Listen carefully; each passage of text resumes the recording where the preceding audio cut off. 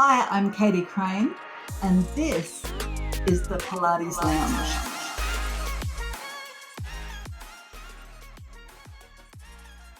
Welcome to Season 4, my friends, of the Pilates Lounge Podcast. This is a space for movement lovers, Pilates educators, and Pilates professionals who want to think a little bit deeper about the work we do. My name's Katie Crane. I've been teaching Pilates for over 20 years, and along the way, I've worn many hats. Studio owner, teacher trainer, mentor, and lifelong student of the work we do. I'm also a surfer, an adventurer, a mum, a busy wife, and someone who believes that movement is by far more than exercise.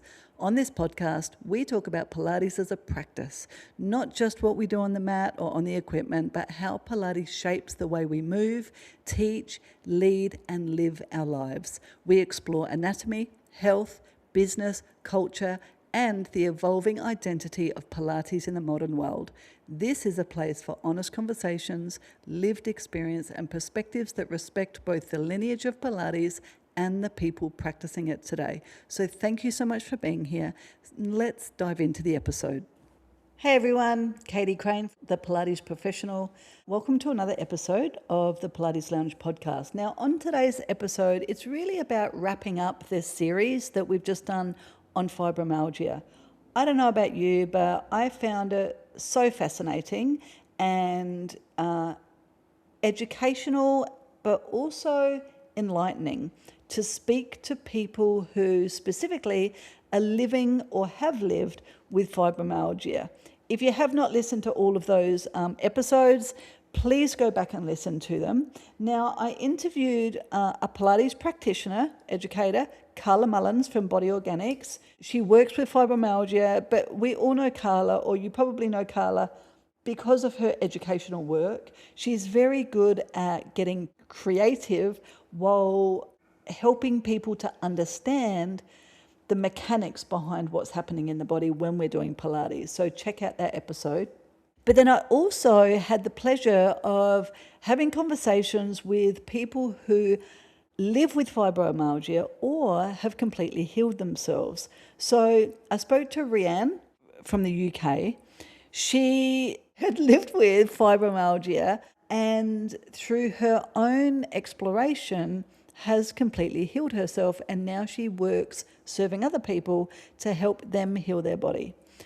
I also spoke to Lourdes, and she is in El Salvador. She's a Pilates instructor as well. She has fibromyalgia and has taught herself how to manage her current symptoms with Pilates. So that was a great episode. And then, of course, I spoke to Kristen Windsor, who also did have fibromyalgia along with a host of many other health conditions, and she has completely healed herself and today is truly living her best life. What I found quite fascinating about speaking with those people in particular who are living with or have lived with fibro was that there was some very intertwining flavors within those conversations. So I just want to pull that apart a little bit and see what you think, I suppose. So one thing that I really noticed was that each person who suffered from fibromyalgia had all lived through a very traumatic event or a very long stressful period in their life. But each of those people were able to pinpoint a very traumatic period or a very traumatic event in their life, which they now believe led to them ending up with fibromyalgia. And then the other common thread was that the fact that they all recognized that, they saw that event or that series of events, they pinpointed it, and then they healed from that. That was definitely a big part of them healing from the fibromyalgia. They all recognized that fibromyalgia was very much tied to their emotional self, to the feelings that they had about themselves, and to the environment that they were living in. And I think that these are super important takeaways. That when we're when we're working with people with fibromyalgia, the body doesn't just end up in chronic pain. It's not an overnight experience. And so if it's not an overnight experience to end up with fibromyalgia, it's certainly not going to be an overnight fix either. B, Pilates is never going to be the fix for fibromyalgia, but the role that Pilates can play in supporting somebody as they're healing or while they're living with fibromyalgia is absolutely key. So as far as Pilates is concerned, some things that we want to consider when we're working with fibromyalgia, and Carla definitely talked about this a little bit in her session when we played around with some of the Pilates equipment. And if you haven't watched it on YouTube, you can go onto our YouTube channel now and check out any of our podcasts. But she talks about unloading the joints. So she uses traction by using springs and slings to unload joints to take away perceived pressure or pressure in the joints to help unwind that fight or flight response. Now, definitely both Kristen and Rianne talked about the fight or flight response. We do have another episode, or a couple of episodes actually, on polyvagal theory and vagus nerve regulation. So if you have not yet listened to them, they're back in a few seasons, but they're definitely relevant to this topic of fibromyalgia. So go back and listen to those sessions if you don't understand polyvagal theory or vagus nerve. But ultimately, the idea is that fibromyalgia, because it is set off from a traumatic event or a series of traumatic events, the body is in a heightened state of stress and the body has not released that stress. So because the body is holding on to that trauma, the person ends up with chronic pain, chronic fatigue, joint pain, depression, all the things that go with fibromyalgia. Now, definitely all of the guests confirmed that their depression was married to the pain. So if you've ever experienced pain, it gets you down. If you've ever experienced pain for a long period of time, it really gets you down. So it's a double-sided coin. You feel depressed because you're in pain, but you're also in pain because you feel depressed. So when you don't have energy, so you might not even have the pain symptoms, but you don't have the energy, you don't feel like getting out of bed, you don't want to be around people, that can be part of the pain experience. But also, obviously, if you're in pain all the time, it's debilitating psychologically. They all confirmed that. And they all confirmed that part of their healing was movement. So movement felt good. Rianne talked about she loved going out in nature, she loved grounding, she loved walking out in nature, she loved touching nature. That was her way of experiencing movement, but also connecting. She specifically talked about grounding and the benefits that had of her, for her. And then both Kristen and Lourdes talked about the importance of movement for them. I mean, Lourdes is a Pilates instructor, so she finds that Pilates is her go-to. But she did also specifically say that she finds that the mat work is particularly useful for her because it helps her really, similar to Rianne, it really helped her ground herself, find that grounding, because there was no other distractions of the equipment being involved. So when she's on the mat, she can really come into her center. She can be very aware of where her body is in space. And once she gets that, and this is what she teaches as well, once she really taps into that inner feeling of being in yourself, being aware of how you're feeling, then she adds props on, but she prefers that over the equipment. Hey friend, thanks so much for listening. Did you know that you can now find us on YouTube at youtube.com/The Pilates Professional? Now, if this episode resonates with you, please share it with someone else who would benefit from hearing it. Back to the show.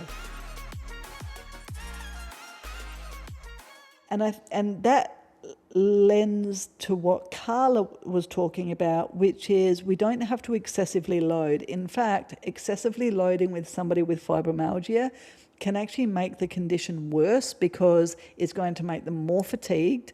They're already experiencing pain, and it hurts to move full stop for some people, depending on at what stage they're at. But although movement is key, it needs to be super gentle movement.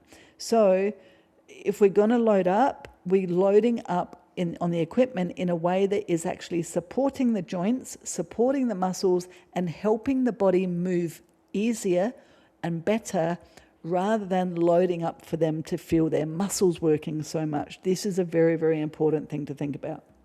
Not that you can never do loaded work. When I'm working with fibromyalgia, until I know that the person is very good at listening to their own body and able to give me that feedback as to what they need, well, they're just learning Pilates and it's a bit of a learning curve. I'm not loading up for them to get muscle fatigue. I'm loading up for them to learn the repertoire and learn how to move well. And then as they get better at being able to give me feedback as to how they felt the next day and make sure that it was definitely the Pilates that made them feel that, and it wasn't going out into the garden for 2 hours afterwards that was the real burnout, those types of things, right? So the person has gotten very good at giving me solid feedback on how their Pilates has made them feel in the couple of days later. And then we can start to load up, but it's never super heavy. We're never getting real heavy load on people with fibromyalgia until and unless they do get to the point like Kristen in particular, who now she's doing heavy load at the gym. She's rock climbing. She's doing some really dynamic things. Fantastic. But she also said that she continues to listen to her body. And this also was a very clear thread that went through each of the people, was that this was a big part of their learning. They were all high achievers. So they all had a traumatic event that happened to them. They were all high achievers. They all had very high expectations of themselves. They were all very harsh on themselves. They all didn't feel good enough, and they all lived in a stressful environment. And then to flip that switch of that, so then that ends up fibromyalgia. To flip that switch, they had to learn to listen to their body's needs. They had to make sure they were getting ample sleep. They had to make sure that they understood how to use relaxation techniques. So whether it was breath work or meditation, they really had to learn to listen to their body's whispers, because fibromyalgia ultimately is your body yelling at you after you haven't listened to the whispers for a long, long time, because we're very good at repressing things. We're very good at not listening to things. But these people who have healed themselves or who are managing fibromyalgia successfully have learned to put themselves first. And that's a very difficult thing to do these days. We are taught that we've got to put everybody else first. If you're a mother, a business owner, a worker, a husband, a wife, we are taught to put other people before ourselves, because that's the better thing to do if you want to be a good person. And if you really want to be a good person, then you'll do that to your own detriment, which is exactly what happened with these people and their fibromyalgia experience. Now, I can only speak for these people. So while we want to take each person's individual story and allow it to bring awareness to what we understand about a condition, we've got to be really careful not to say, well, this is the hard and fast. This is exactly what it's going to be for everybody. Because we're not living with that condition. So who are we to absolutely tell everybody that, well, you've had trauma, that's why you've got it. And B, even if the person has had trauma and that's why they've got fibromyalgia, it's not for us as Pilates professionals to be the person to tell them that. Maybe we can offer them to go to somebody else to start to explore those options, or invite them to listen to a podcast and listen to somebody else's story. Maybe that story resonates with them in a way that then they can start to open up doors in their own life experience to start to help themselves. But we do have to be very, very careful the way that we discuss this with other clients.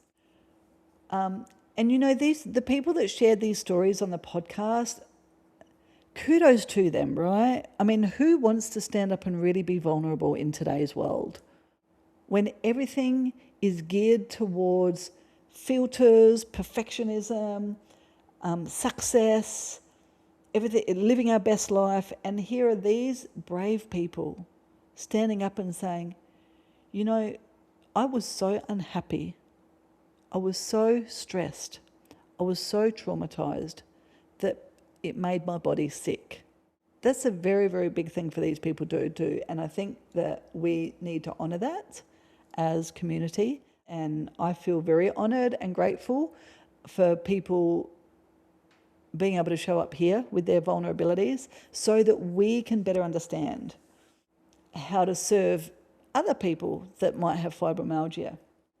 I do think that these conversations are not only powerful, they are a way for us to appreciate not only the vulnerability of people, but also the power of people, the power of self-healing.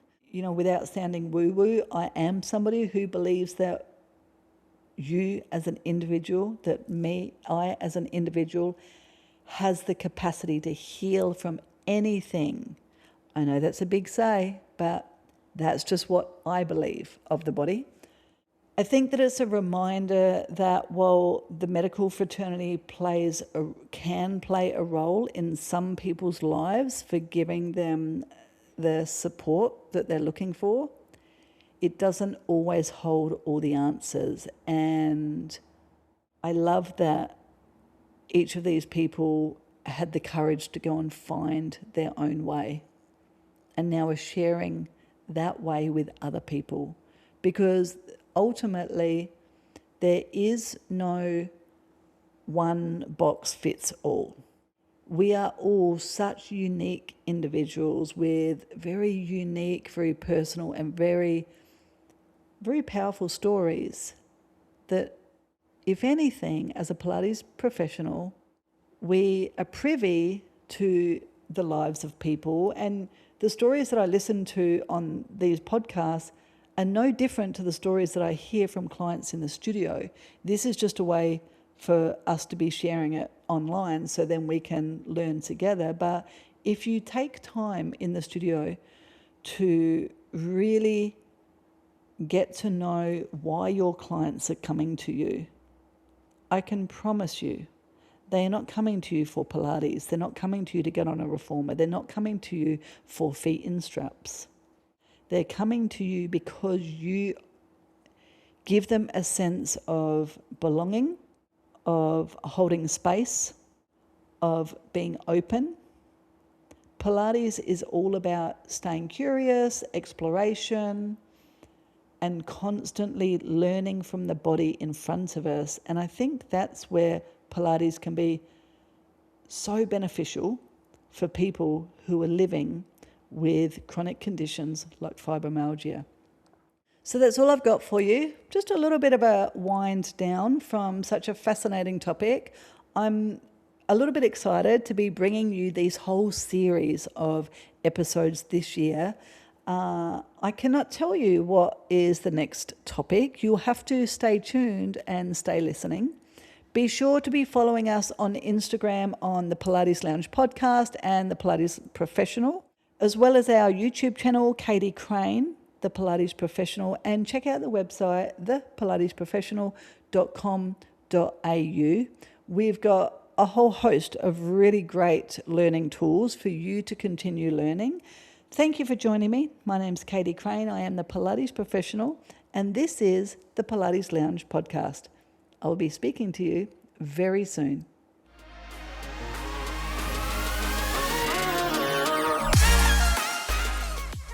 And that's a wrap, my friend. Now, before you go, make sure you check out the show notes. That's exactly where you'll find anything we're offering alongside this very episode, and the link to subscribe to the Pilates News newsletter. Our subscribers receive free handouts and resources connected to the topics we explore right here. They're specifically created for Pilates professionals, movement educators, and Pilates lovers just like you. So until the next episode,